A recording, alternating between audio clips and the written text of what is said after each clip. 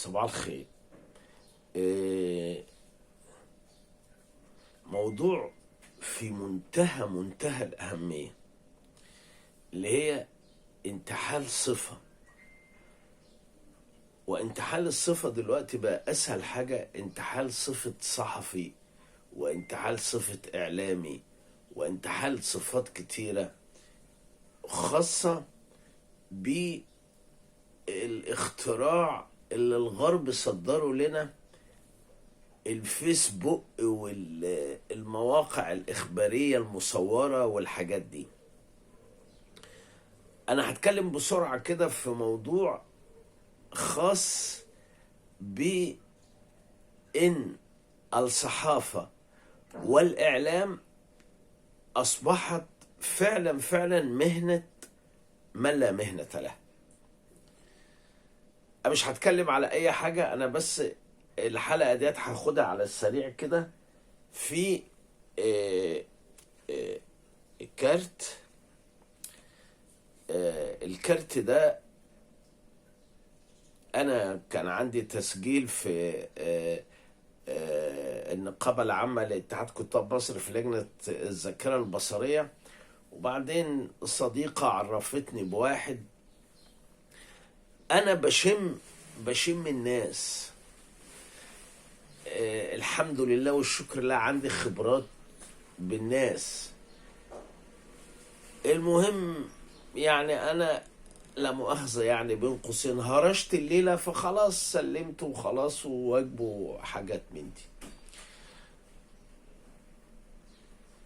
فأعطاني الكارت بتاعه، اقروا معايا: السفير المستشار فلان الفلاني، جريدة كذا، 1 2 3 4 5 6 7 8 9 10 بادجات تخض. ال10 بادجات تخض. خد عندك: المستشار الإعلامي لقطاع مكافحة الإرهاب. يعني إيه قطاع مكافحة الإرهاب؟ فين ده؟ فاني حتة ده؟ عضو استشاري لمنظمة الأمم المتحدة. خبير متخصص في شؤون السلام الإعلامي.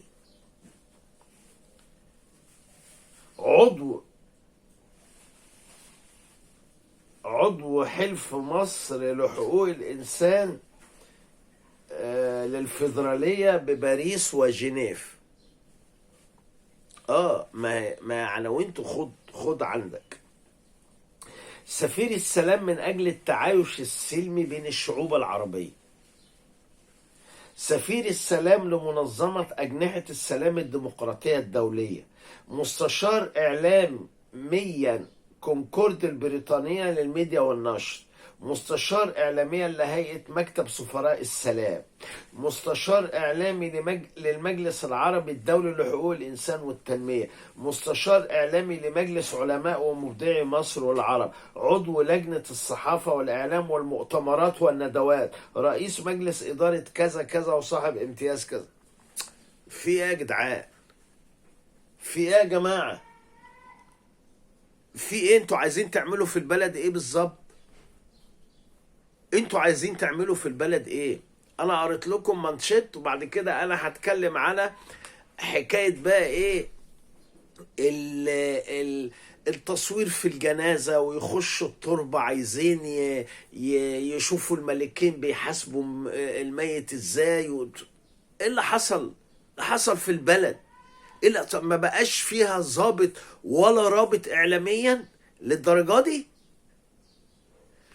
طيب انا بس عشان منفعل شوية ههدى شوية، وبعدين نبدأ نفند الليلة مع بعضينا. صباح الفل.